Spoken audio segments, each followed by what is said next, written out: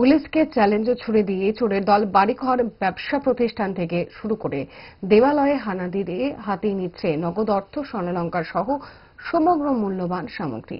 চোর চক্রের বিরুদ্ধে পুলিশ মাঝে মধ্যে তৎপর হলেও কিছুতেই যেন চুরির ঘটনা লাগাম টানতে পারছে না।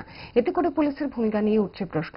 অজানা আতঙ্কের মধ্য দিয়ে দিন যাপন করছেন সাধারণ মানুষ।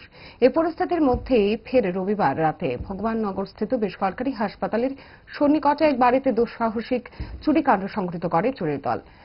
আইটিআই এর শিক্ষক অরুণ চন্দ্র দে রবিবার রাত 9টা নাগাদ শহরে আসেন। বাড়িতে কেউ না থাকার সুযোগকে কাজে লাগিয়ে বাড়ির পেছন দিকের কাঁচের জানলা ভেঙে ঘরের ছিটকিরি খুলে আলমারি ভেঙে নগদ 15,000 টাকা সহ 3-4 ভরি সোনার অলংকার চুরি করে নিয়ে যায়। শহর থেকে অরুণ চন্দ্র দে বাড়িতে আসার পর রাতে ঘুমোতে যাবার সময় বিষয়টি তার নজরে আসে। পেছনের দরজা খুলে তিনি দেখতে পান আলমারির তালা ভাঙা, আলমারিতে সোনার অলংকার নেই।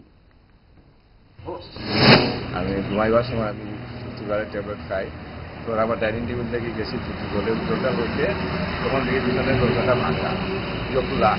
তখন আমি বলে গিয়ে আমার আলমারিটা চেক করলাম, চেক করে দেখি আমার আলমারিতে টাকা পয়সা শোনা হয় না নাই।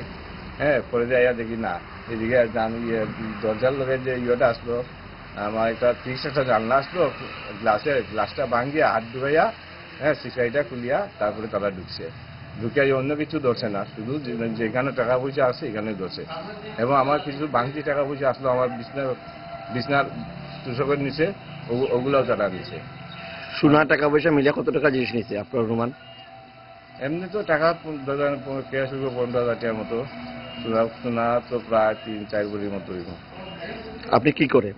আমি গভর্নমেন্ট এমপ্লয়ি, আইটিআই চাকরি করি। আপনার নাম? অরুণ কুমার দে।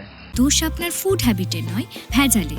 সেই মায়ের আমল থেকেই তারা 5 দশক ধরে গ্যাস, অম্বল ও পেটের সমস্যার একমাত্র সমাধান গ্যাস নল।